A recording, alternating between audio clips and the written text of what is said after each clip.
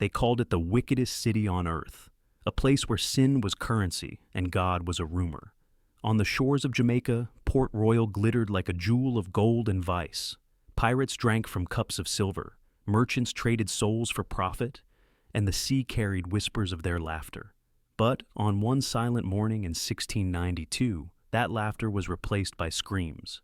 The ground split open, the harbor devoured its ships, and in the blink of an eye, the city sank, as if the ocean itself had grown tired of watching. Some said it was an earthquake, others called it divine judgment.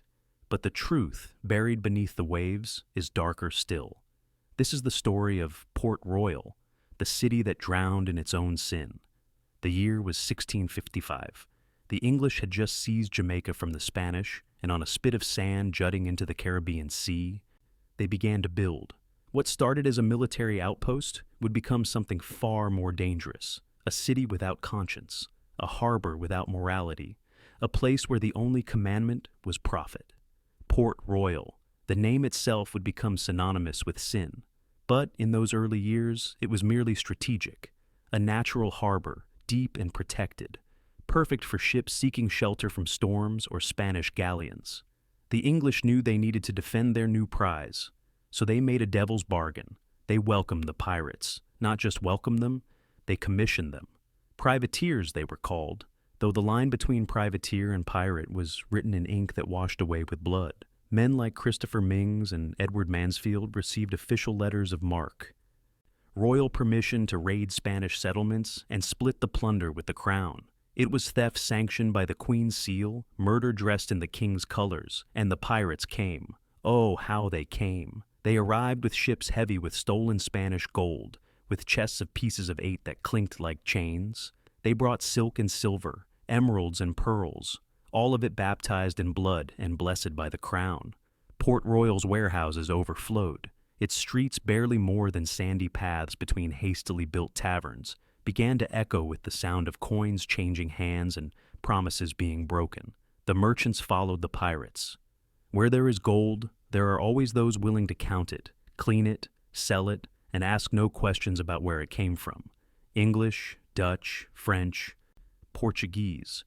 They descended on Port Royal like vultures on a carcass, each convinced they could grow rich without getting their hands too dirty, though the money they handled still smelled of gunpowder and desperation. Within a decade, Port Royal transformed. The sandy spit became a proper city, dense and prosperous. Buildings rose 3-4 stories high, taller than most structures in the colonies, a testament to ambition and arrogance. Brick warehouses lined the harbor. Stone churches stood beside wooden brothels. The city sprawled across the peninsula, pushing ever outward, built partly on land and partly on sand that shifted with every tide. The irony would later seem prophetic. They built their paradise on sand. By 1670, Port Royal had become the richest city in the New World, richer than Boston, richer than New York. Perhaps, in terms of per capita wealth, richer than anywhere in the Americas. The treasure fleets of Spain, those great galleons heavy with Aztec gold and Incan silver, had to pass through the Caribbean to reach Seville. Port Royal stood like a spider in its web, waiting, and the spider grew fat. The city became a living market of excess. There were taverns on every corner. Some claimed there was one drinking house for every 10 residents, though the exact count was impossible because people didn't live in Port Royal so much as they survived it, one drunken night at a time.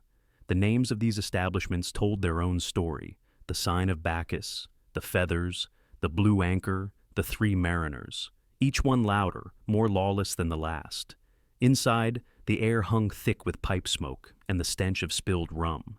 Men gambled on dice and cards, on cockfights and knife fights, on anything that offered the illusion of control over fate. Fortunes changed hands hourly. A pirate could walk in penniless and leave wealthy, or arrive rich and stumble out with nothing but the clothes he wore and the hangover he'd earned. The brothels were equally plentiful. Women, brought from England and Ireland, from Africa and the Spanish colonies, sold their bodies in painted houses that lined Lime Street and Thames Street. Some came willingly, chasing their own fortunes in this New World Sodom. Others were brought in chains, one cargo among many. Port Royal didn't distinguish.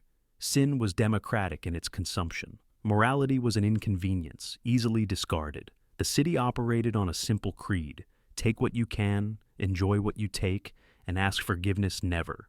Even the clergy, those few brave or foolish enough to preach in Port Royal, found their sermons drowned out by the sounds of celebration. Church bells rang, but who could hear them over the laughter spilling from taverns, the songs shouted from brothel windows, the constant percussion of hammers building more, always more? The streets themselves told the story. By day, merchants conducted legitimate business: sugar, tobacco, timber, indigo.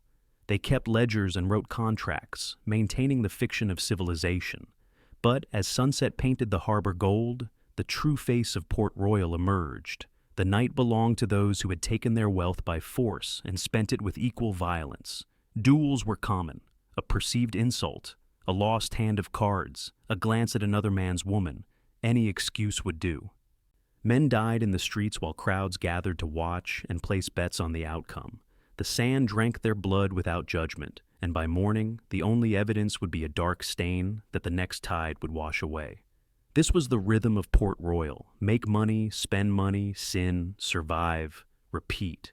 And if you died, well, there was always another ship arriving, another fool convinced he could beat the odds, another soul willing to trade their salvation for a taste of paradise. No one embodied Port Royal's spirit better than Henry Morgan. He arrived as a young man, probably indentured, possibly kidnapped.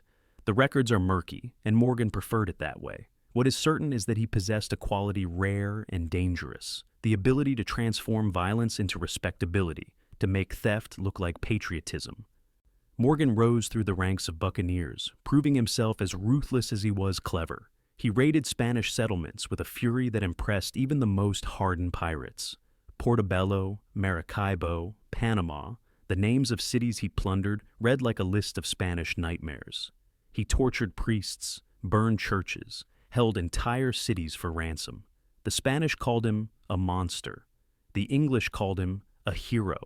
In 1674, he was knighted, Sir Henry Morgan. The pirate had become respectable.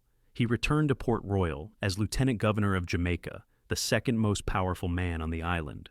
The irony was not lost on anyone. The man who had spent his youth raiding the king's enemies now represented the king's law. But that was Port Royal's genius. It could take the worst of men and dress them in silk and titles, convincing everyone, perhaps even themselves, that they were something other than what they were. Morgan built a mansion, married well, hosted dinners where he entertained merchants and naval officers. He wore fine clothes and spoke of honor and duty. But his wealth came from blood money, and everyone knew it. They simply chose not to care. In the taverns, Morgan drank with old comrades and told stories of past exploits, his voice growing louder with each rum. He had survived where others had died. He had taken what he wanted and been rewarded for it. He was proof that Port Royal's way worked, that you could build a life on sin and die respected, wealthy, powerful. But wealth cannot outrun death, and power cannot purchase peace. Morgan's health began to fail, his body wrecked by years of excess. Some whispered it was divine retribution for his cruelties. Others said it was simply the price of living too hard, too fast, too much. He died in 1688, 4 years before the earthquake, and was buried with full honors. His funeral was attended by hundreds, cannons fired salutes. The governor gave a eulogy. They lowered him into the ground of Port Royal, the city he had helped build into something magnificent and monstrous. He would not rest there long. Not everyone celebrated Port Royal's success. There were always a few, ministers mostly, and those rare merchants with something resembling a conscience, who looked at the city and saw not prosperity, but damnation. One preacher, whose name has been lost to history, stood in the square one Sunday morning and delivered a sermon that would be remembered, though not heeded. The crowd that gathered was small, most of Port Royal being asleep or still drunk from Saturday's revelries. But those who heard him never forgot. "You build on sand," he thundered, his voice carrying across the quiet street. "You pile gold upon gold, sin upon sin, and think yourself secure. But the Lord sees, the Lord knows, and the Lord will not be mocked." Someone in the crowd laughed. Others shifted uncomfortably. The preacher continued, "This city is an offense to heaven. Your wealth is plundered, your pleasures are poison. You drink from cups of silver filled with the tears of widows. You dance on floors built with blood. And you think God will allow this to continue? You think there will be no reckoning? He pointed toward the harbor, where ships rocked gently at anchor, their holds full of treasure awaiting distribution. Your gold will sink with you, he said, his voice suddenly quiet, almost sad. Every coin, every jewel, it will drag you down into the depths, and there you will learn that you cannot bargain with the Almighty. There is no letter of marque that justifies murder. There is no royal seal that sanctifies theft. You have made yourselves rich, but you have purchased damnation. The crowd dispersed. Some mocked him as they left. Others felt a brief flutter of fear, quickly drowned in the day's first drink. The preacher's words were forgotten by sunset, dismissed as the ranting of a fanatic who couldn't appreciate success. But beneath Port Royal, in the sand and limestone that formed its foundation, something was building. Tectonic plates, locked together for centuries, were accumulating stress. The Caribbean plate and the North American plate ground against each other, creating pressure that had to be released somehow, someday. The city continued its celebrations, unaware that its foundation was preparing to betray it. As 1690 became 1691 became 1692, Port Royal reached its zenith. The city sprawled across the peninsula, home to perhaps 2,000 souls, though souls seemed a generous term for many of its inhabitants. The wealthy built grander houses. New warehouses rose along the harbor. The taverns never closed, the brothels never emptied, the flow of gold never ceased. There was talk of building a proper cathedral, something to rival the churches of Europe. The irony of pirates funding a house of God seemed lost on everyone. Or perhaps they understood it perfectly. Even sin requires the illusion of respectability. The city felt permanent. That was its greatest illusion. Buildings of brick and stone, streets of cobbled rock, a harbor deep enough for the largest ships. Port Royal seemed as fixed as any city in England, as eternal as London or Bristol. Its residents looked at what they had built and saw no reason it shouldn't last forever. They forgot what the preacher had said. They forgot they had built on sand. They forgot that foundations matter, that everything built on shifting ground must eventually fall. The sea whispered at night, waves lapping against the shore in a rhythm that sounded almost like counting. But no one listened. They were too busy counting their own treasures, planning their own futures, building their own towers of greed that reached toward heaven, while their roots rotted in blood-soaked sand. Port Royal partied on, blind to the approaching doom. The morning of June 7th, 1692, dawned clear and beautiful. The sun rose over a city that believed itself invincible, beloved by fortune, blessed by success. Merchants prepared for another day of profitable trade. Tavern keepers swept the floors of last night's excess, preparing for tonight's indulgence. Ships rocked at anchor, waiting to be unloaded, their hulls heavy with plunder. Everything seemed normal, everything seemed safe. The hour approached. The Jamaica of 1692 was England's jewel in the Caribbean crown, and Port Royal was the jewel within the jewel, polished by blood, valuable beyond measure, and admired by those who chose not to look too closely at how it had been acquired. By any measure, the city was a success. Its harbor accommodated hundreds of vessels, merchant ships, naval frigates, sloops, and the weathered craft of buccaneers who had decided that retirement and comfort beat dying at sea. The waterfront was a forest of masts, the docks a maze of cargo and commerce. Sugar and rum flowed outward, manufactured goods and luxuries flowed in. Port Royal had become a hub of Atlantic trade, and everyone wanted a piece of it. The population, impossible to count, precisely given its transient nature, likely approached 2,000 permanent residents with hundreds more rotating through. Sailors on shore leave, pirates spending their shares, merchants concluding deals, officials on inspection tours. It was cosmopolitan in the way that only greed can make a place cosmopolitan. People of every nation and color mixed freely, united by their hunger for wealth. The streets bore English names: Thames Street, High Street, Queen Street, Cannon Street, a thin veneer of civilization over something far wilder. Buildings crowded together, built with speed and ambition, if not always skill. The wealthy constructed homes of brick and stone, 2 or 3 stories tall with balconies overlooking the harbor. The middle class made do with timber and plaster. The poor, always present even in paradise, sheltered in shanties of wood and canvas, temporary structures that mirrored their temporary hopes. The division of the city was both physical and moral. The eastern end, closest to the harbor entrance, was where respectability attempted to establish itself. This was where the governor lived, where naval officers maintained their headquarters, where the Anglican Church stood as a monument to the faith most residents ignored. Here, one could almost believe Port Royal was a normal English colonial town. But walk westward, deeper into the city, and the facade crumbled. The taverns grew more numerous, the brothels more obvious, the streets more dangerous. This was where pirates felt at home, where sin didn't bother with disguises, where the only law was enforced by whoever had the most friends and the sharpest blade. And yet, both sections of the city were built on the same foundation. Sand and gravel, deposited over centuries by currents and tides, compacted but never truly solid. Much of Port Royal's expansion had occurred on reclaimed land, built out into the harbor itself.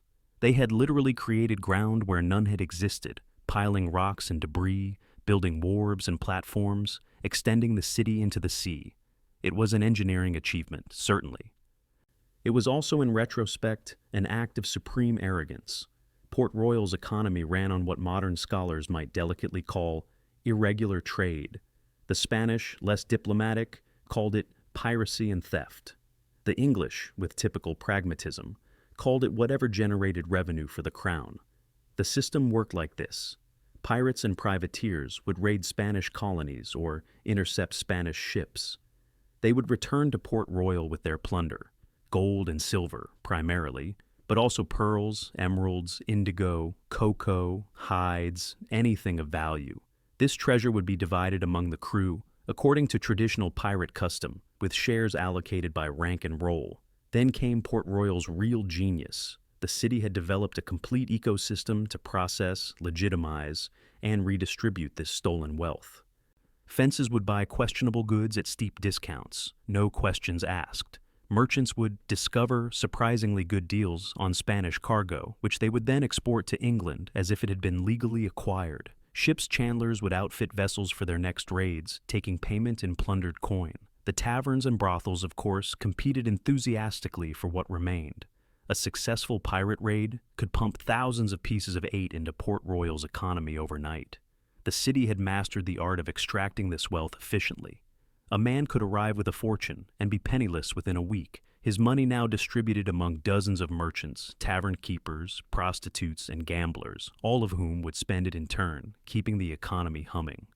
The crown took its share through taxes and customs duties, carefully calculated to maximize revenue without driving the pirates elsewhere. It was a delicate balance, tax too much, and the buccaneers would move to French or Dutch ports, tax too little, and the enterprise seemed insufficiently legitimate. England had found the sweet spot, the perfect rate at which theft could be monetized. Legitimate trade existed as well, of course.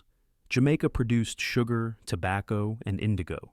Port Royal exported these crops and imported manufactured goods, enslaved Africans, and supplies for the plantations. But this legal commerce was dwarfed by the irregular trade, the unrecorded transactions, the wealth that appeared in ledgers with no explanation of its origin. The result was a city where a common sailor could drink himself sick on fine French wine, where a ship's carpenter might own silver plate, where even the poorest free residents had access to luxuries that would be unthinkable in their English counterparts. Port Royal was wealthy in a way that made no sense, that violated every principle of honest economics. It was prosperity built on the sand of theft. And like any structure on sand, it was only a matter of time before it shifted. But what was it like to actually live in Port Royal? To wake each morning in this city of sin and sail through a day in paradise? For the wealthy, life was indulgent beyond measure. Merchants lived in spacious homes with servants and slaves, dined on imported delicacies, wore the latest London fashions. Their wives, for some had brought families, attempting to create normal lives in abnormal circumstances, tried to maintain English gentility. They held tea parties, attended church, supervised households, and pretended not to notice the drunken brawls in the streets or the screams from the brothels. The working class, craftsmen, sailors, shopkeepers, lived more precarious but perhaps more honest lives. They worked hard, drank harder, and died young. A ship's carpenter might earn enough to buy a small house, marry a local woman, maybe even save enough to eventually return to England. But usually they didn't. The easy money, the constant availability of entertainment, the sheer intensity of life in Port Royal, it was addictive. Men who arrived intending to stay a year found themselves still there decades later, weathered and worn but unable to leave. For the enslaved, Port Royal was hell with a pleasant climate. They built the city, loaded the ships, served in the homes, and received nothing but brutality in return. Some were domestic servants, relatively better treated but still property. Others worked the docks, dangerous labor under the Caribbean sun. The enslaved population of Jamaica would eventually dwarf the free population, but in 1692 the system was still establishing itself, still perfecting the machinery of dehumanization that would characterize the Caribbean for centuries. And for the pirates themselves, the men who had chosen this life, who had rejected civilization's rules for the brutal freedom of the sea. Port Royal was both reward and curse. They came to spend their shares, to enjoy the pleasures they had risked death to afford.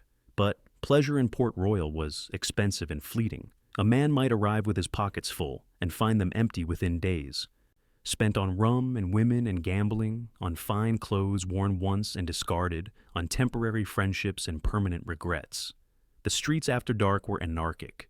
Drunken sailors staggered from tavern to tavern, singing bawdy songs in multiple languages. Fights erupted over nothing and ended with knives or worse.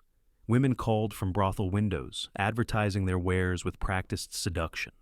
Gambling houses never closed, the rattle of dice and shuffle of cards providing a soundtrack to the night. And through it all, the sense that this couldn't last, that something had to give. Perhaps it was visible in the haunted eyes of old pirates who had seen too much, who drank not to celebrate, but to forget. Perhaps it was audible in the frantic quality of the laughter, too loud, too desperate. Perhaps it was simply felt, a collective awareness that they were all dancing on the edge of a blade, and the music would eventually stop. William Beeston, who served as acting governor in 1692, found himself in an impossible position. He was expected to maintain order and morality while governing the most disorderly and immoral city in English possession. He was supposed to discourage piracy while presiding over an economy entirely dependent on it. He was meant to represent the Crown's interests, while the Crown's interests clearly lay in maintaining the profitable status quo. To his credit, Beeston tried. He issued proclamations against public drunkenness, though they were universally ignored. He attempted to enforce Sunday church attendance with minimal success. He granted letters of marque sparingly, trying to maintain the fiction that Port Royal harbored privateers, not pirates, legal raiders, not common criminals. But the line was impossible to maintain. The same men who raided Spanish ships under English commissions would raid French ships without them, or would exceed their authority, or would pocket more than their allocated share. Piracy and privateering bled together until the distinction was meaningless. More troubling, Beeston couldn't control the city's moral decay even if he wanted to. And the truth was, he probably didn't want to very much. Like everyone else in Port Royal, he benefited from the flow of wealth. His salary was paid by taxes on questionable trade. His authority derived from a system built on theft. He could issue all the proclamations he wanted, but shutting down the city's real economy would collapse everything, including his own position. So he maintained the fiction. He enforced laws selectively, punishing the most blatant offenders while allowing the system to continue. He wrote reports to London describing Port Royal as a properly governed English city, while carefully omitting certain details about its actual nature. He walked a tightrope between duty and pragmatism, principle and survival. On the morning of June 7th, 1692, Beeston was in his residence, conducting the routine business of governance. He had no reason to expect that day would be different from any other. No reason to suspect that by afternoon, everything he governed would be underwater. Let us imagine the night of June 6th, 1692, the final full night of Port Royal's existence as a living city. Let us walk its streets one last time before the sea claims them. The Blue Anchor Tavern is crowded, as always. Inside, the air is thick with smoke and sweat and the sweet smell of rum. A group of sailors fresh off a merchant vessel are drinking away 3 months' wages, their laughter growing louder with each round. In the corner, a card game has been running for hours, the pile of coins in the center growing and shrinking as fortunes change. Thomas, a young man from Cornwall who came to Jamaica seeking adventure, sits with his friend Edmund, a veteran buccaneer who has decided to retire on his savings. They drink together, speaking of their plans. Thomas wants to earn enough to buy a small plot inland, maybe grow tobacco, maybe marry. Edmund listens with the sad smile of a man who has heard such plans before and knows they rarely come true. "This city takes more than it gives," Edmund says, his voice rough from years of shouting orders over ocean wind. "You think you'll stay a year, make your fortune, leave. But Port Royal doesn't let go easily. Look around. How many men here do you think came with the same plan?" Thomas looks. He sees weathered faces, scarred hands, eyes that have seen too much. He sees men who arrived young and stayed until they were old, until they knew nothing else.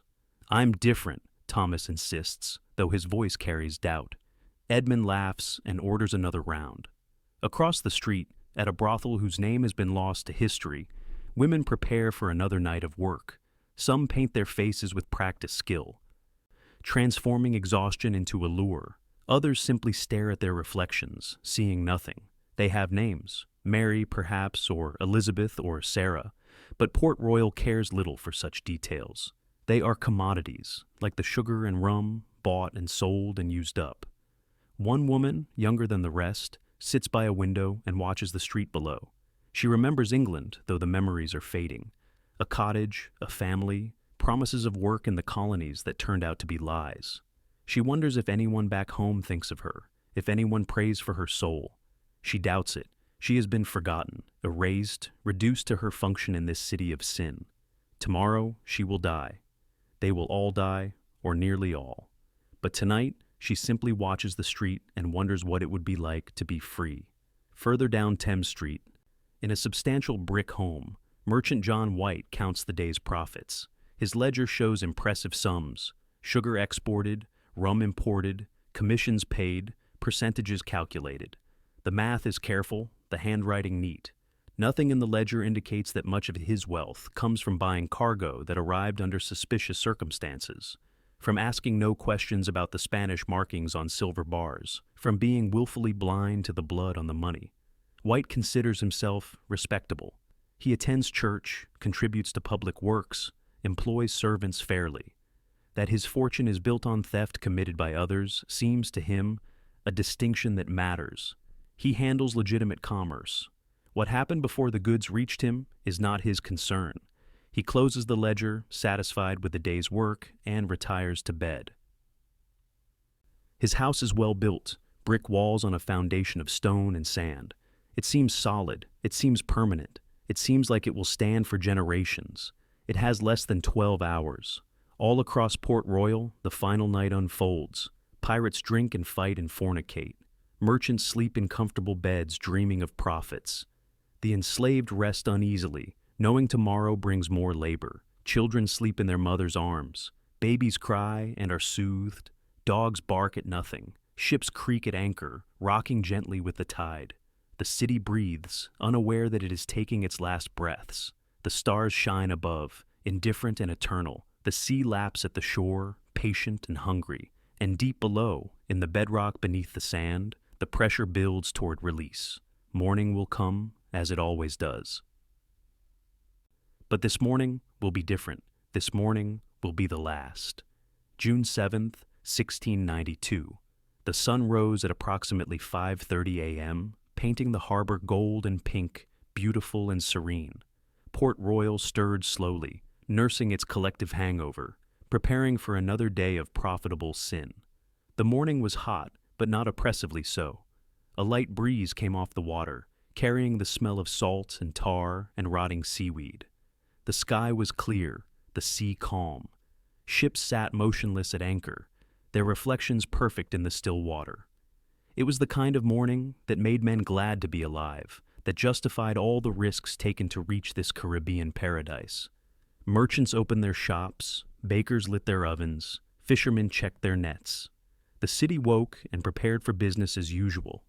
At the Anglican church, the rector prepared for the regular Tuesday service, though attendance would be sparse. Faith was not Port Royal's strength, and a weekday morning service would attract only the most devout, or perhaps just the most guilty. On the docks, enslaved laborers began unloading a ship that had arrived late the previous evening. The work was backbreaking in the heat, but at least the early morning was cooler than midday would be. They worked in rhythm, passing crates and barrels from hand to hand, their songs rising and falling like the waves.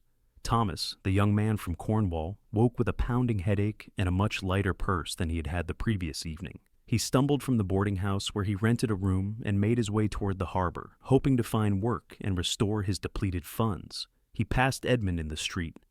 The old buccaneer nodded but didn't stop, heading toward the Feathers for breakfast and the morning's first rum. In his brick house, Merchant John White reviewed his ledgers over breakfast, planning the day's transactions. His wife supervised the servants, maintaining the fiction of civilized domesticity. Their children played in the courtyard, their laughter bright and innocent.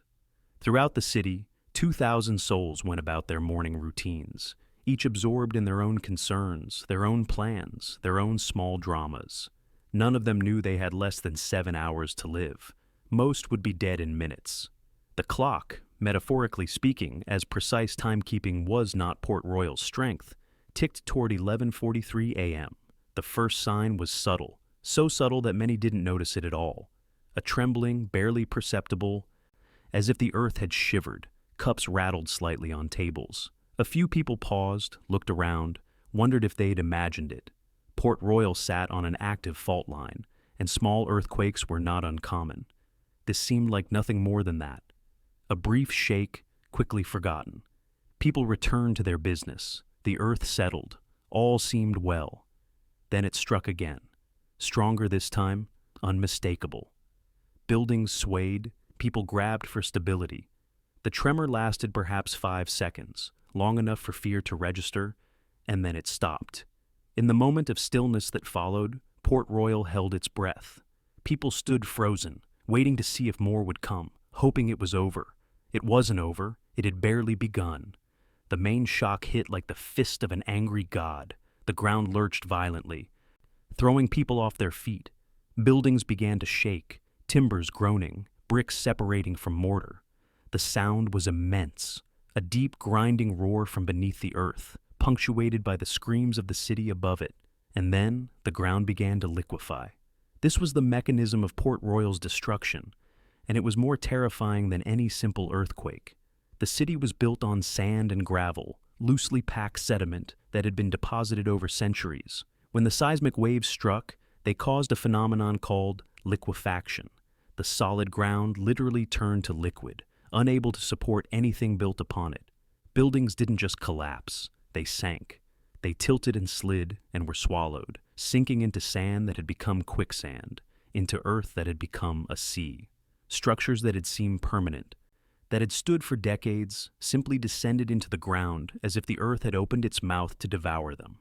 The northern section of Port Royal, the area that extended farthest into the harbor on reclaimed land, went first. Entire streets vanished in seconds. Buildings 3 stories tall sank until only their roofs remained visible. Then the roofs disappeared too, and there was only churning water where a neighborhood had been. On Thames Street, Merchant John White's brick house began to tilt. He had time to realize what was happening, time to call for his wife and children, time to take perhaps 3 steps toward them before the floor split open. The house fell in on itself, collapsing into the liquefied foundation, and White was crushed by the same brick walls that had promised him permanence. The Blue Anchor Tavern, still full from the morning's drinking, sank in seconds. Edmund was inside, raising a cup to his lips when the world ended. The building descended into the sand, and the sea rushed in to fill the void. Some inside drowned immediately, caught in the collapse. Others found themselves suddenly underwater, trapped in rooms that had become coffins, their screams bubbling uselessly toward the surface. Thomas, walking along the waterfront, saw the earth open before him. A fissure appeared, a crack that widened and lengthened, splitting the street like paper. He scrambled backward, barely avoiding falling in, and watched in horror as people less fortunate tumbled into the opening earth, their screams cut short as the fissure closed again, swallowing them whole. The church, that symbol of morality in this immoral city, collapsed upon its congregation. The rector died beneath falling timber, his prayers unanswered or answered too literally. The church bells rang as they fell, a chaotic pealing that added to the symphony of destruction. And then they were silenced as the ground swallowed the entire structure.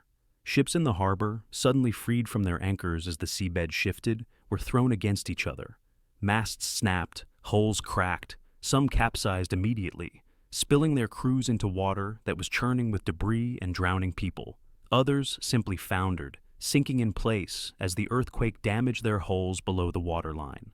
The earthquake lasted approximately 3 minutes, though to those experiencing it, time became meaningless. 3 minutes of pure chaos, of a world that had forgotten how to be solid, of ground that betrayed its fundamental purpose, and then it stopped. The cessation of the shaking was almost as shocking as the shaking itself. The roaring stopped, the grinding ceased. The world briefly was silent. Then came the screams. Those who had survived the initial collapse began to comprehend what had happened. They pulled themselves from rubble, bleeding and broken. They called for family members who would never answer. They stared at the transformed landscape, unable to process what they were seeing. 2/3 of Port Royal was simply gone. Not destroyed, gone, vanished beneath the harbor waters. The northern section, where the densest concentration of taverns and brothels had stood, was now ocean. The waterfront, with its warehouses full of treasure, was submerged. Entire streets had disappeared, taking everyone on them down into the depths. The surviving third of the city, mostly the eastern section, the slightly higher ground, stood in ruins.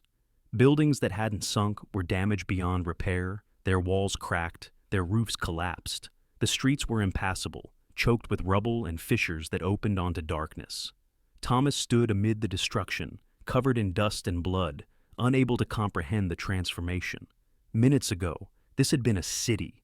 Now it looked like the ruins of some ancient civilization, as if centuries had passed in moments. He turned in a slow circle, trying to find something recognizable, some landmark to orient himself. There was nothing. The city he had known was gone.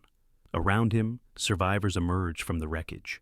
A woman, naked, her clothes torn away by debris, wandered in circles calling a name. A child sat crying beside a pile of rubble that had been his home. A man, his arm hanging useless, stared at the water that now covered the street where his shop had stood. The irony was visible everywhere. The taverns where men had drunk to excess were now underwater tombs. The brothels where pleasure had been bought were crypts for those who had sought it. The warehouses full of stolen gold were coffins of wealth that would never be spent. Port Royal's sins had become its grave markers. But the earthquake was not finished with Port Royal. The ground had stopped shaking, but the sea had awakened. The violent upheaval of the seabed had displaced enormous volumes of water. This water had to go somewhere, and it went toward shore in a series of waves. Not tsunamis in the modern sense, but surges powerful enough to complete the earthquake's work. The first wave arrived perhaps 10 minutes after the main shock. It swept inland over what remained of the city, carrying debris and bodies, smashing into damaged buildings and toppling them completely. The water rose 6 feet, 8 feet, flooding the streets, filling the ruins, drowning those who had survived the collapse but were too injured to flee. When the wave receded, it pulled victims back into the harbor. People clinging to wreckage were torn loose and dragged into the sea. Bodies were swept away, carried out to where the depths would keep them forever. The water, withdrawing, revealed more devastation. Here, a street stripped bare, there a foundation exposed, everywhere the evidence of destruction. Then came the second wave, and the third. Each one smaller than the last, but each one claiming more lives, doing more damage, grinding Port Royal into oblivion.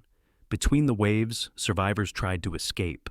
Those who could walk or crawl made their way inland, away from the treacherous shore, toward Fort Rupert on slightly higher ground. But many were trapped, pinned by debris, too injured to move, or caught in the liquefied sand that gripped them like quicksand. And here we encounter one of the most horrifying accounts from Port Royal's destruction. A merchant named Louis Galdi found himself swallowed by the earth during the earthquake, sinking into a fissure that opened beneath his feet. He later wrote that he descended into darkness, certain he would die, when suddenly one of the aftershock waves struck. The wave apparently created enough pressure to shoot him back out of the ground like a cork from a bottle, ejecting him into the harbor. He managed to swim to a boat and survived. Galdy's miraculous escape was the exception. For every man who somehow survived the impossible, dozens died in circumstances equally improbable. People were cut in half by closing fissures. Others were trapped in collapsed buildings as the water rose around them, drowning slowly in darkness. Some were crushed by falling debris in the aftershocks. Many simply vanished, their deaths unwitnessed, their bodies never found. As if earthquake and flood were not enough, fire came next.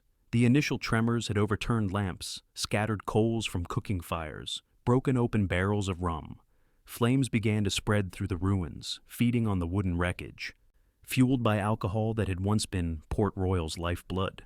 Smoke rose into the clear blue sky, visible for miles, a signal of catastrophe.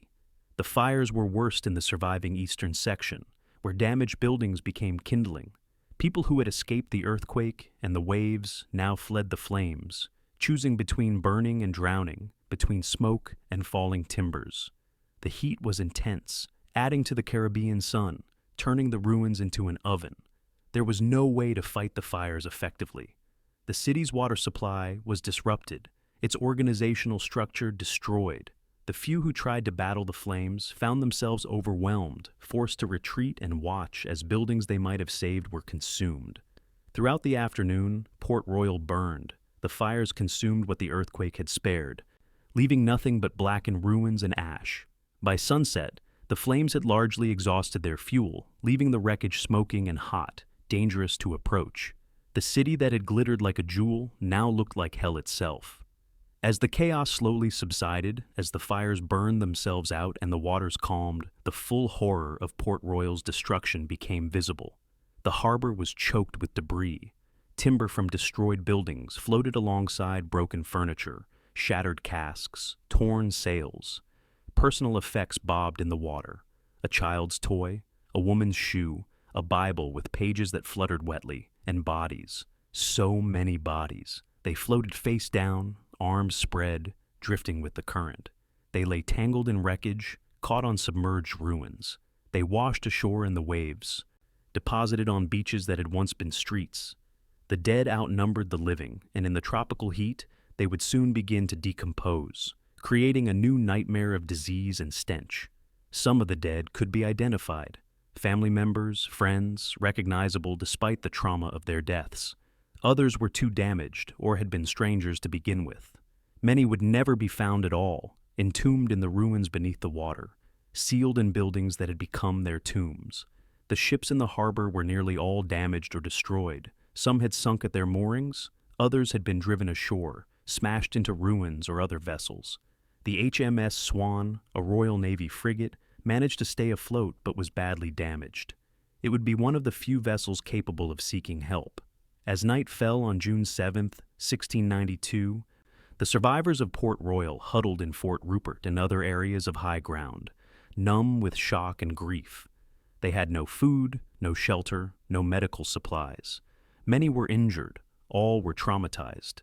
They sat in the darkness, listening to the cries of those still trapped in the ruins, unable to help, unable to save them. The night was long. The cries eventually stopped. In the days that followed, efforts were made to count the dead and missing, though accurate numbers proved impossible. The chaos of the event, the transient nature of much of Port Royal's population, and the number of bodies never recovered made any precise count impossible. Contemporary accounts suggest that approximately 2,000 people died, nearly the entire population of the city. Some died instantly, crushed or drowned in the initial collapse. Others died in the hours and days that followed from injuries, exposure, or drowning, as they weakened and could no longer hold on to wreckage. Of the survivors, many were injured seriously enough that they would die in the coming weeks. Infection claimed those with deep wounds. Dehydration and exposure killed the weak. Disease swept through the makeshift camps where survivors gathered, finding easy victims among the traumatized and weakened population. A month after the earthquake, perhaps 500 souls remained alive from the original population. Port Royal had been virtually annihilated. Among the dead, the distribution was grimly egalable. Wealthy merchants died alongside poor sailors. Pirates perished with the prostitutes they had patronized. Enslaved people died beside their masters, all of them equal at last in death. The earthquake made no moral distinctions, showed no mercy to the righteous, granted no reprieve to the penitent. But the symbolism was not lost on survivors or on those who heard the news. The taverns and brothels had sunk first, taking their patrons with them. The warehouses full of stolen gold now rested at the bottom of the harbor, guarded by the dead who had stolen it. The city built on sin had been swallowed by the earth, as if God himself had decided Port Royal was an offense too great to tolerate. The HMS Swan, damaged but seaworthy, sailed for Spanish Town, Jamaica's capital, carrying news of the catastrophe. From there, reports spread throughout the Caribbean and eventually reached England, where they caused both shock and, in some quarters, grim satisfaction. The letters and reports from survivors make for haunting reading. They describe the horror in terms their readers could barely comprehend. They speak of the earth opening and swallowing people, of buildings sinking as if the ground had turned to water, of the sea rising to claim what the earthquake had spared. Many survivors interpreted the disaster in explicitly moral terms. One wrote, "The judgment of God has fallen upon this wicked city." Another described it as divine retribution for Port Royal's sins. The preacher who had warned of God's wrath was remembered, his prophecy seemingly fulfilled with terrible precision. In England, the disaster was reported in newspapers and broadsides. Preachers used it as an example in sermons, warning their congregations about the wages of sin. Port Royal became a cautionary tale, proof that God would not allow wickedness to go unpunished forever. The fact that the earthquake had natural causes was seen as irrelevant. God worked through natural means, and the timing and thoroughness of Port Royal's destruction seemed too perfect to be coincidence. The Spanish, who had suffered decades of raids launched from Port Royal, saw the disaster as divine justice. Their priests held masses of thanksgiving that God had destroyed the nest of pirates who had tormented Spanish colonies. The French and Dutch, competitors in the Caribbean, calculated how Port Royal's destruction might benefit their own interests. But for the survivors, still picking through the ruins, still burying the dead, still trying to comprehend what had happened, the theological and political implications were secondary to the immediate horror of survival. June 8, 1692. The sun rose on a city that no longer existed. The survivors, those few hundred souls who had made it through the earthquake, the waves, the fires, and the night, emerged into a hellscape. The smell was already unbearable, a combination of death, smoke, and the strange chemical odor of disturbed seabed. Bodies lay everywhere, in the water, on the shore, trapped in rubble. The tropical heat was already accelerating decomposition, adding urgency to an impossible situation. The first priority was water.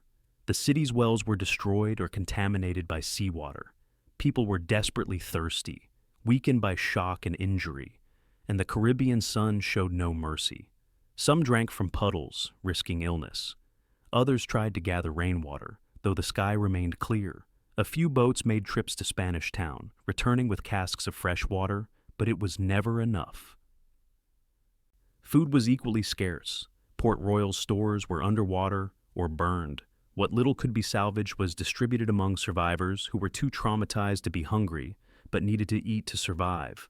Ships that had been in the harbor and survived carried some provisions, which were shared, but everyone knew these supplies would not last long. Medical care was primitive and inadequate. There were perhaps 2 or 3 men in the settlement with any medical training, and they were overwhelmed by the number and severity of injuries. Crushed limbs, deep lacerations, burns, broken bones. The catalog of suffering was endless. Without proper supplies or facilities, they did what they could, which was often nothing more than comfort and prayer. The burial of the dead became the most pressing concern. In the tropical heat, bodies could not be left unburied for long without creating a health crisis that would kill as many as the earthquake had. But how do you bury thousands when the ground itself has proven treacherous, when every shovel of earth is a reminder of what the earth had done? Mass graves were dug inland, away from the liquefied zone. Bodies were carried or dragged to these pits, identified when possible, nameless when not, and buried with whatever prayers the exhausted survivors could muster. Many were simply left in the ruins or the harbor, impossible to reach or recover. The sea would be their graveyard, the depths their headstone.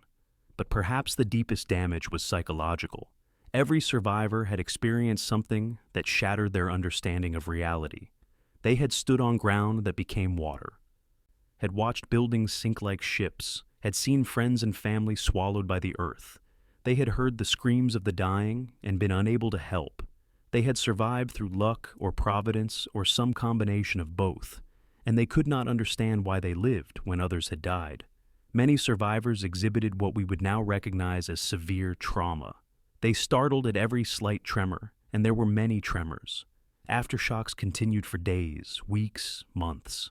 Each one sent people fleeing in panic, convinced the earth would open again, certain they had been spared only to die in a second catastrophe. Sleep was difficult. When survivors closed their eyes, they saw the disaster replaying, felt the ground moving beneath them, heard the screams. Many refused to sleep indoors. Even in the few structures that remained standing, convinced that any building might collapse. They camped in the open, preferring rain and sun to the risk of being trapped under falling timber. Trust in the physical world had been fundamentally broken. If the earth could betray you, if solid ground could become liquid, if buildings could sink and streets could disappear, then what was safe? What was certain?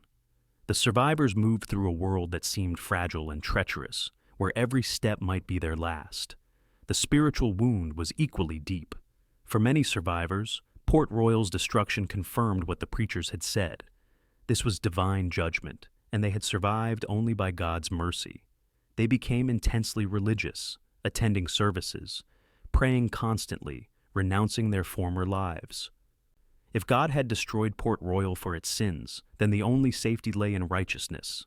But others drew different conclusions. They looked at the dead and could see no moral pattern. Children had died alongside adults. The few truly pious residents of Port Royal had perished with the pirates and prostitutes. If this was God's judgment, it seemed indiscriminate, almost cruel. These survivors lost their faith, unable to believe in a God who would kill thousands so thoroughly, so suddenly, so completely. Let us return to Thomas, the young man from Cornwall who had come to Port Royal seeking fortune. He had survived the earthquake, surviving by pure chance. He had been in the street rather than a building, on solid ground rather than fill, near the edge of the destruction rather than its center. In the days after, Thomas worked to help other survivors, digging through rubble, distributing water, burying the dead. He searched for Edmund, his drinking companion, but never found him. He assumed the old buccaneer had been in the Blue Anchor when it sank, drowned with dozens of others, his retirement cut short by the earth itself. Thomas found himself changed by what he had witnessed. The ambition that had brought him to Port Royal seemed foolish now, childish. He had wanted wealth and adventure, but he had found only death and horror. He looked at the ruins and saw not opportunity, but warning. Port Royal had pursued wealth with single-minded intensity, and it had been destroyed for it. When ships arrived from Spanish Town to evacuate survivors, Thomas was among those who left. He never returned to Port Royal, never again sought his fortune through trade or piracy. He settled in a small village inland, far from the sea, and lived a quiet life. He never spoke much about what he had seen, but sometimes, late at night, he would wake trembling, and his wife would find him standing outside, staring at the stars, needing the open sky above him and solid earth beneath him to believe the world was still real. In the weeks and months following the earthquake, there were attempts to rebuild Port Royal. The harbor was still valuable, the location still strategic. Ships still needed a port, and Jamaica still needed a commercial center. Surely, people reasoned, the city could be reconstructed, but the effort was half-hearted and ultimately futile. The ground was too unstable, the memory too fresh, the superstition too strong. Workers who came to clear rubble reported strange occurrences, sounds from beneath the ruins, sightings of figures in the mist, an oppressive feeling of dread that made them unwilling to stay after dark. A few buildings were constructed on the surviving eastern portion of the city, but they were never occupied for long. Another earthquake in 1703 damaged them further. Hurricanes battered the peninsula. Fires broke out mysteriously. It was as if the location itself was cursed, as if the earth rejected any attempt to rebuild what it had destroyed. The commercial center of Jamaica gradually shifted to Kingston on the north side of the harbor. There, on more stable ground, a new city grew.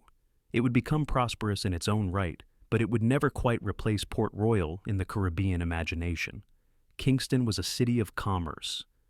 Port Royal had been a city of legend. A small settlement remained on the Port Royal Peninsula.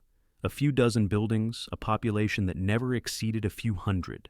It maintained a presence servicing the naval station that the British kept there, but it was a shadow, a ghost of what had been. The truly wealthy merchants and successful pirates took their remaining wealth and moved elsewhere. Some returned to England, others settled in other Caribbean islands or in the American colonies. They built new lives, but they carried Port Royal with them like a scar, a reminder of the price of excess. The harbor of Port Royal presented a unique and tempting challenge. Beneath the waters lay the wealth of the city. Thousands of coins, bars of silver and gold, jewels, merchandise, all perfectly preserved in the depths. The earthquake had created the richest archaeological site in the Caribbean, and treasure hunters arrived within months to claim it. Early salvage attempts were primitive and largely unsuccessful. Divers, using no equipment beyond their own lungs, dove into the murky harbor waters, hoping to recover valuables. Some succeeded in finding coins or small items, but the depth and danger limited their success. Men died in these attempts, drowning in pursuit of gold, adding their bodies to those already resting in Port Royal's watery grave. More organized salvage operations came later, using diving bells and other early diving equipment. They recovered some treasure, enough to justify the expense, enough to encourage more attempts, but nothing compared to what they knew was down there. The ruins were treacherous, unstable, easy to get trapped in. The harbor waters were murky, filled with silt disturbed by every tidal change. And there was the psychological factor. Divers reported an overwhelming sense of dread, a feeling of being watched by the dead, a superstitious fear that made them reluctant to stay below for long. The most successful salvage operations would come centuries later, using modern diving equipment and archaeological techniques. But even these would recover only a fraction of Port Royal's wealth. Most of it remains there still, buried in mud and sand, guarded by the ruins and the dead, a treasury sealed by catastrophe. As the survivors dispersed and Port Royal became a memory rather than a living city, its story took on mythic dimensions. It became a parable, a cautionary tale told to illustrate the dangers of sin and excess. Preachers throughout the English-speaking world used Port Royal as an example. "Look what befell that wicked city," they thundered from their pulpits. "Look how God struck down the proud and the sinful. Let Port Royal be a warning to all who think they can escape divine justice." The story was embellished in the telling. Port Royal became even more sinful in the retellings, even more wealthy, even more deserving of its fate. The earthquake became more dramatic, the destruction more complete, the irony more perfect. Legend and truth blurred together until it was impossible to separate them. But beneath the moralizing and the embellishment, a truth remained. Port Royal had been a city built on theft and sustained by sin. It had pursued wealth without regard for morality, had celebrated excess without thinking of consequences. And whether by divine judgment or geological inevitability or sheer bad luck, it had been destroyed so completely that it served as a perfect example of hubris punished. The survivors who remained in Jamaica, who saw the ruins every day across the harbor, lived with that knowledge. They had witnessed the fragility of human achievement, had seen how quickly glory could turn to ruin. Some became more careful, more moral, more aware of their own mortality. Others simply became more fatalistic, figuring that if Port Royal could be destroyed in 3 minutes, then nothing was certain, and one might as well enjoy life while it lasted. In the surviving portion of Port Royal, a cemetery was established for those bodies that could be recovered and identified. It was a small plot, overcrowded quickly, filled with victims of the earthquake and the diseases that followed. One gravestone, still legible today, belongs to Louis Galdi, the merchant who was swallowed by the earth and then spit back out by a wave. His tombstone tells his remarkable story, a testament to survival against impossible odds. But around his grave are hundreds of others, most of them nameless, marking the resting places of those who were not so fortunate. The cemetery overlooks the harbor, and on clear days you can see down through the water to the ruins below. The gravestones stand as markers not just for the identified dead, but for the thousands more who rest beneath the waves, buried in their city, entombed in their greed. Visitors to the cemetery report a profound sadness, a sense of loss that transcends the merely historical. Standing among the graves, looking out at the harbor where a city once stood, it is impossible not to feel the weight of what happened here, impossible not to imagine the terror and the tragedy. Port Royal's cemetery is a place of memory, a monument to hubris and its cost. The waves lap at the shore below, patient and eternal, and beneath them, the city waits in silence. For 3 centuries, Port Royal rested undisturbed beneath the Caribbean Sea. The ruins became a home for fish and coral, gradually covered by sediment, slowly transforming from a city to a geological formation. The dead remained with their treasures, frozen in the moment of catastrophe, perfectly preserved in the oxygen-poor waters. But the city was not forgotten. Stories persisted, of vast wealth lying on the seabed, of intact buildings waiting to be explored, of secrets buried with the drowned.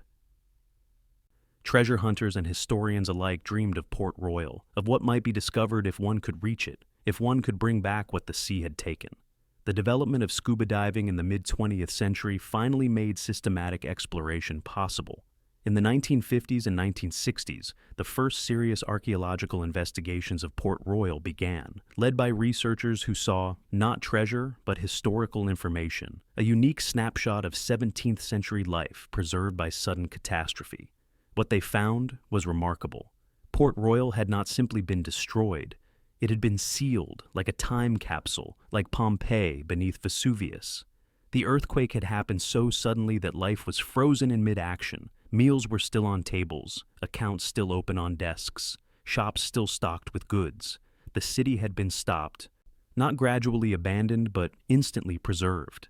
Divers descended into the murky waters and found streets they could swim through, buildings they could enter, artifacts they could touch. It was eerie and fascinating, a ghost city that felt both ancient and immediate, dead for centuries, yet somehow still alive.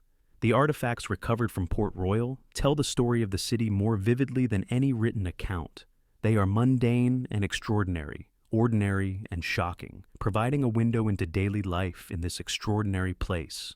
There are coins, of course, thousands of them from multiple nations, testifying to Port Royal's role as a commercial hub. Spanish pieces of 8, English shillings, French livres, Dutch guilders. Some were loose, scattered when buildings collapsed. Others were found in chests and strongboxes, savings that would never be spent. There are everyday items, pottery, glass bottles, clay pipes, buttons, buckles, thimbles. These speak to the domestic life that existed alongside the debauchery, the normal human activities of eating and drinking and sewing that continued even in the wickedest city on earth. There are luxury goods, Chinese porcelain, Venetian glass, silver cutlery, gold jewelry.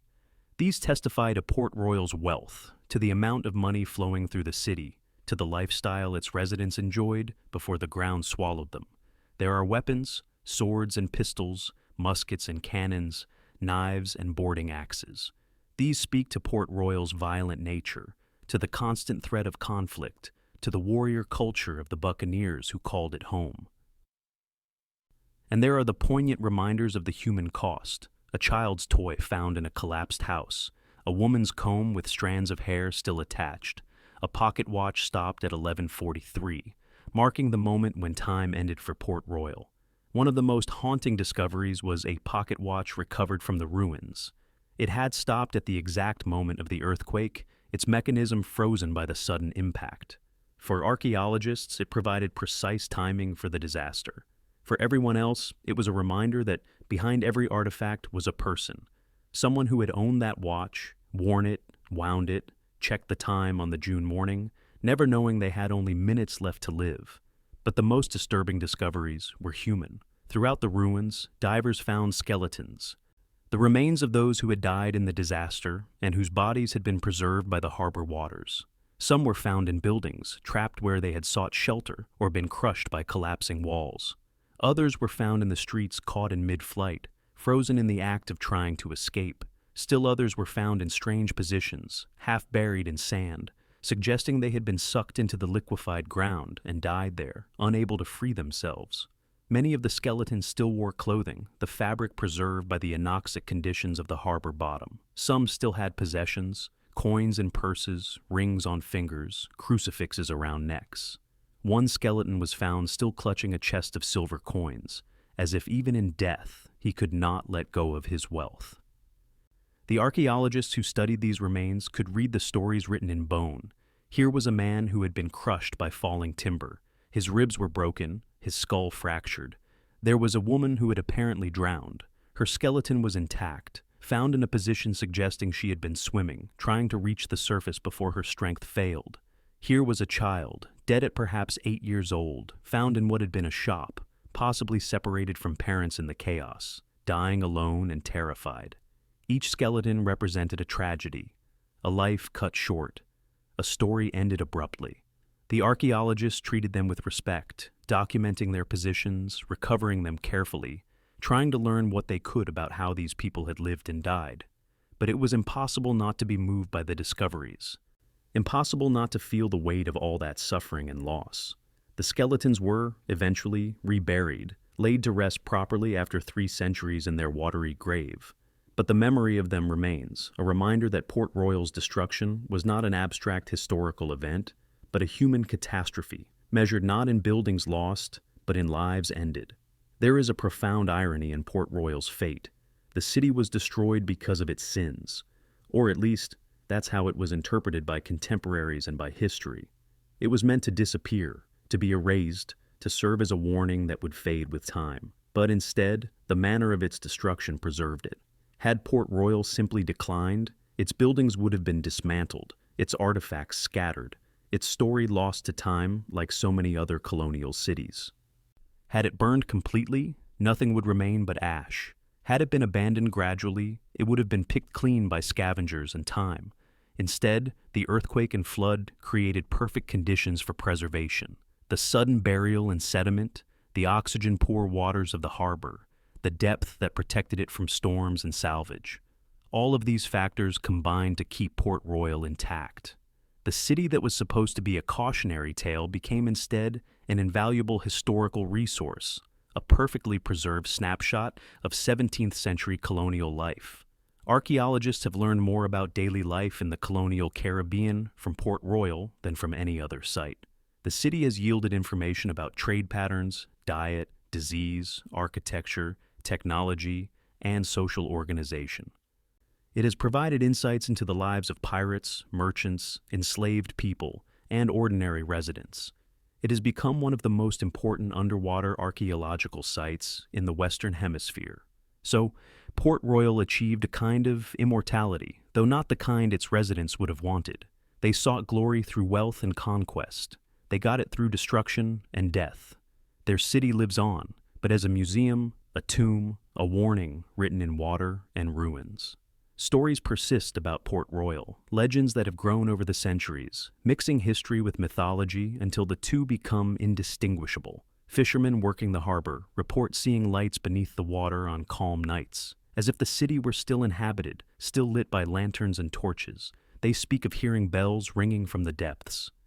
The church bells that rang as they fell on that June morning, still tolling their warning after 300 years. Divers who have explored the ruins report strange experiences, feelings of being watched, sudden inexplicable fear, the sense of a presence that does not want them there. Some have fled the site in panic, unable to articulate what frightened them, but certain they needed to leave. Are these stories true, or are they simply the products of imagination, the human tendency to see meaning and pattern where none exists, to attribute supernatural significance to natural phenomena? The lights could be bioluminescence, the sounds could be fish or boats, the feelings could be simple fear of diving in a place where so many died. But whether the stories are literally true or not, they serve a purpose. They keep Port Royal alive in memory and imagination. They ensure that the city remains more than just an archaeological site, that it retains its power to frighten and fascinate, to warn and to haunt. Port Royal has become a ghost city in the truest sense. It exists more vividly in legend than it does in reality, more powerfully in the collective imagination than it does beneath the waves. It is a story we tell ourselves about the price of sin, the danger of greed, the fragility of human achievement. And yet, for all the moralizing about Port Royal, for all the warnings it supposedly offers, humanity has learned very little from its fate. We continue to build cities on unstable ground, in floodplains and on fault lines, confident that modern engineering can overcome nature. We continue to pursue wealth without regard for consequence, assuming our cleverness will protect us. We continue to believe ourselves immune to the disasters that befell previous generations, convinced that we are smarter, better prepared, more deserving of survival. Port Royal should have taught us humility. It should have reminded us that the ground beneath our feet is not as solid as we think, that prosperity can be reversed in minutes, that all our achievements are temporary and all our confidence is misplaced.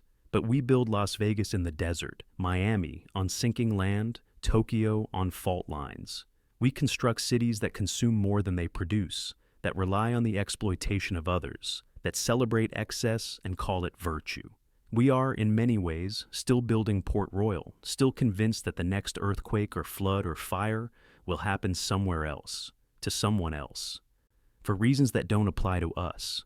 Perhaps that is why Port Royal's story endures, not because we learn from it, but because we need to be reminded of it, again and again, in the hope that eventually the lesson will sink in. The city beneath the sea waits patiently, a warning written in water, a sermon preached by ruins. Whether anyone will listen remains to be seen. Modern Port Royal is a quiet place, almost sleepy, hard to reconcile with the legendary city it once was. A few hundred people live there, mostly involved in fishing or servicing the remaining naval facility. Tourists come occasionally, drawn by the history, but they don't stay long. There isn't much to see on land. A few ruins, the cemetery, the fort. The real Port Royal is underwater. On calm days, you can stand on the shore and look down through the clear Caribbean water and see the outlines of streets, the foundations of buildings, the shapes of a city that no longer exists. Fish swim through what were once taverns and churches, through bedrooms and shops. Coral grows on walls that once echoed with laughter and screams. The city has been reclaimed by nature, absorbed back into the sea that surrounds it. And yet, it persists. In memory, in legend, in the artifacts that have been recovered and placed in museums, in the stories told by grandparents to grandchildren, in the imagination of anyone who has heard the name Port Royal and wondered what it was like, what it felt like, how it ended. The city is dead, but it will not lie quietly. It cannot be forgotten, cannot be dismissed, cannot be reduced to a footnote in history. Port Royal demands to be remembered, insists on being reckoned with, refuses to release its hold on those who learn its story. So, what are we to make of Port Royal? What lessons, if any, can be drawn from its rise and fall? On one level, it is simply a historical event. An earthquake destroyed a city, as earthquakes have destroyed cities throughout human history. It happened at a particular time and place to particular people, for particular geological reasons. The moral interpretation is just that, an interpretation imposed by people looking for meaning where perhaps none exists. But on another level, Port Royal's story is undeniably moral. It was a city built on theft, sustained by sin, celebrated for excess. Its wealth was stolen from others, its prosperity purchased with blood. Its residents, by and large, were not good people doing their best in difficult circumstances. They were people who had chosen to abandon conventional morality in pursuit of wealth and pleasure. And then the city was destroyed, suddenly and completely, in a manner that seemed almost poetically just. The ground on which they had built their paradise betrayed them. The sea that had brought them wealth swallowed them. Their treasures became their tombs. The irony was too perfect to ignore. Perhaps it was divine judgment. Perhaps it was simple geology. Perhaps it was both. The universe finding a way to express through natural law what religious texts describe as moral law.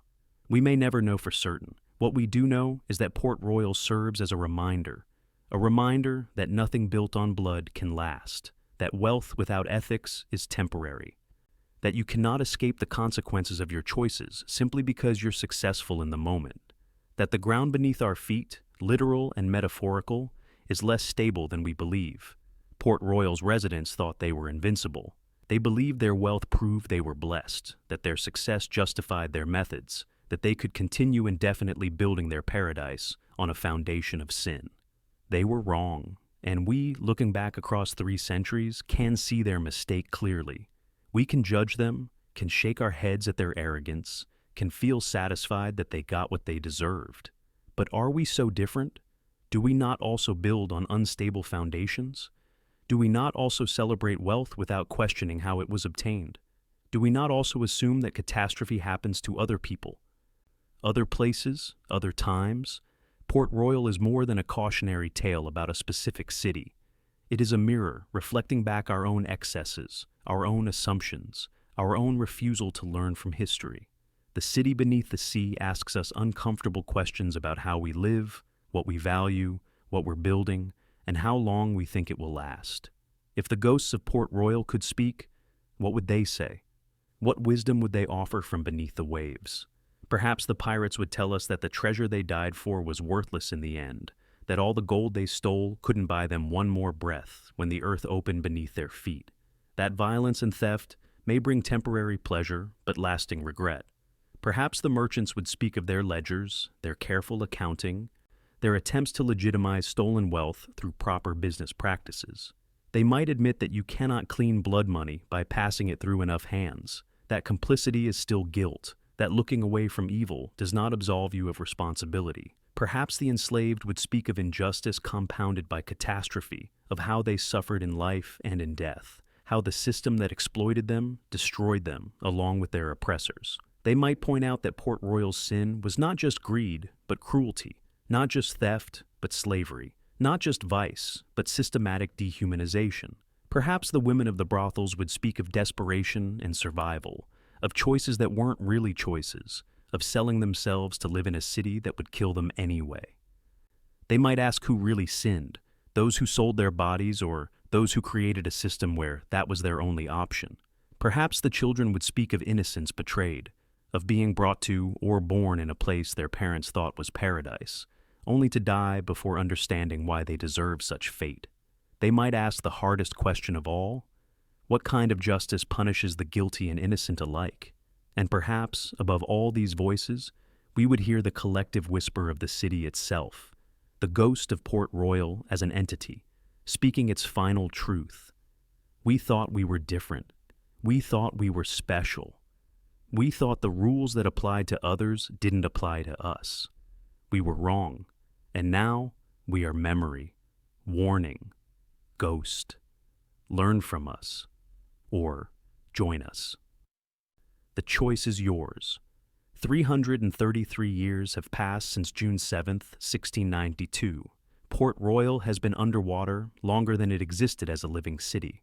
The people who walked its streets, who drank in its taverns, who died in its collapse, they have been dead for centuries, their bones long since returned to dust or dissolved in salt water. And yet, the city lives on. It lives in the archaeological record, in museums where its artifacts are displayed, in academic papers that analyze its culture and economy. It lives in popular culture, in novels and films and documentaries that reimagine its glory and its fall. It lives in the collective imagination as the ultimate pirate city, the wickedest place on earth, the Sodom of the Caribbean.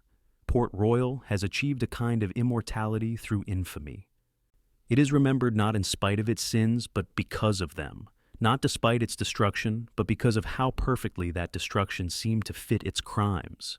It has become shorthand for a particular type of hubris, a specific flavor of decadence, a cautionary tale so perfect it almost seems scripted.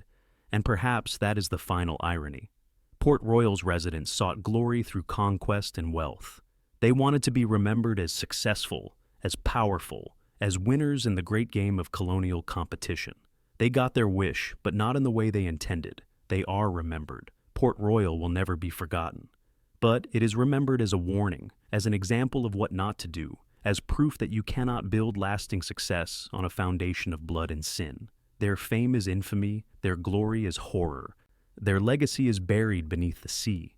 Is that better than being forgotten? Would they prefer oblivion to this particular kind of immortality?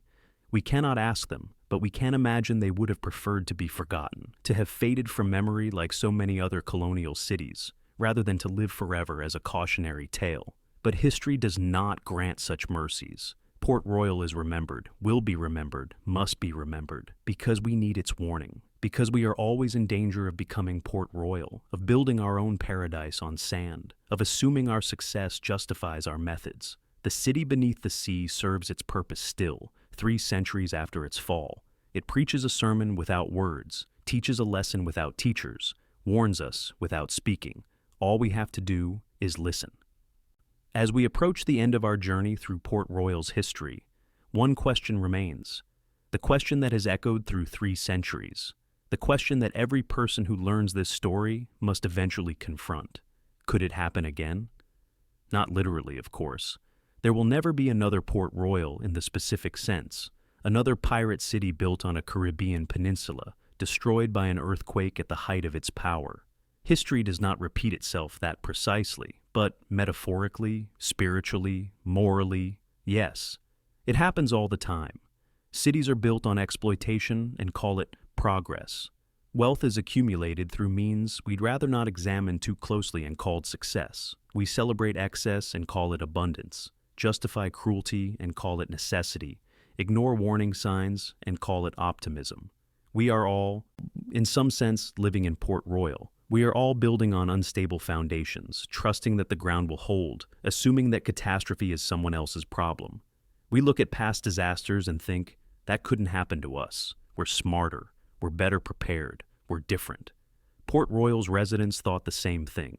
The earthquake that destroyed Port Royal was a natural disaster, but it struck a human creation. The city's physical foundation was unstable, but so was its moral foundation.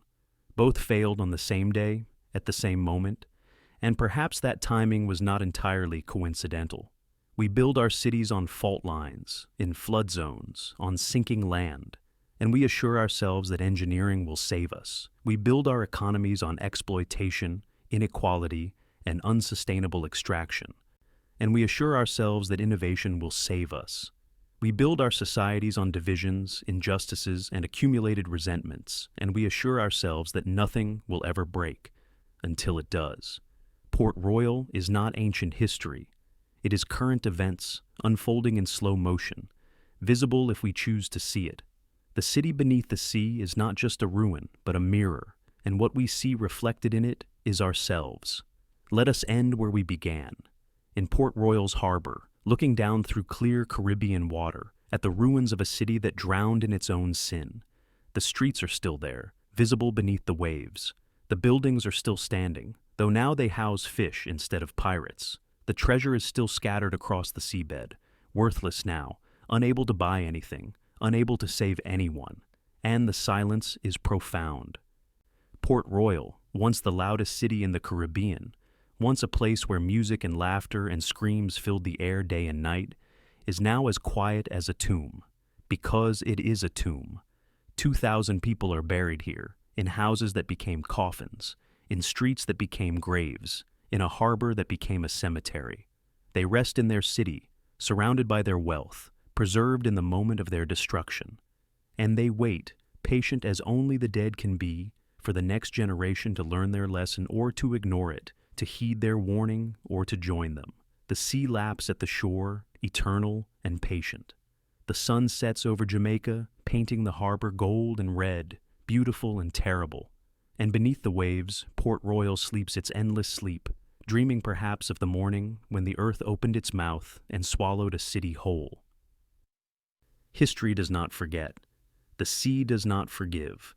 And the city beneath the waves continues its silent sermon, preaching to anyone who will listen about the price of greed, the cost of sin, and the terrible moment when the ground beneath your feet betrays you and paradise becomes hell.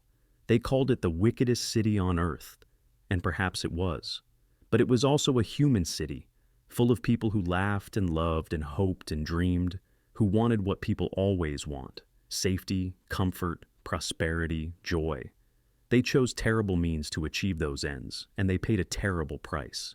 We can judge them, and we should. But we should also recognize ourselves in them, see our own choices reflected in theirs, acknowledge that the line between Port Royal and our own cities is thinner than we'd like to believe.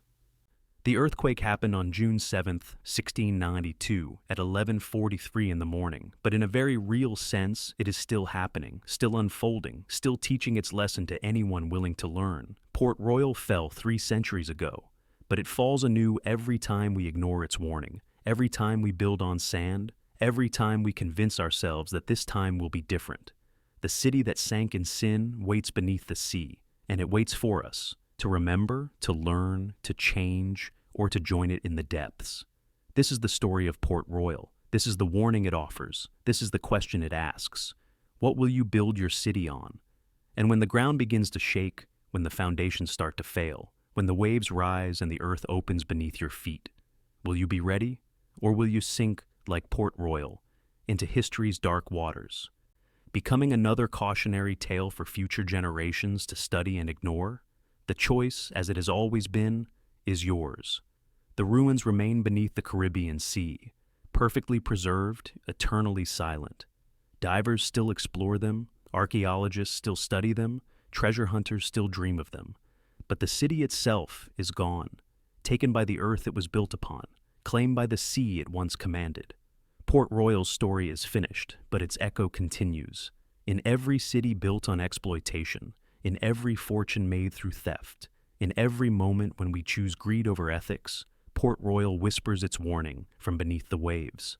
They called it the wickedest city on earth. They called its destruction divine judgment. They called it a lesson to all who would follow. Whether we learn that lesson or repeat their fate remains to be seen. The city that drowned in sin waits in the depths, patient and eternal, a monument to hubris and a testament to the terrible moment when paradise became hell and the sea rose to swallow them all.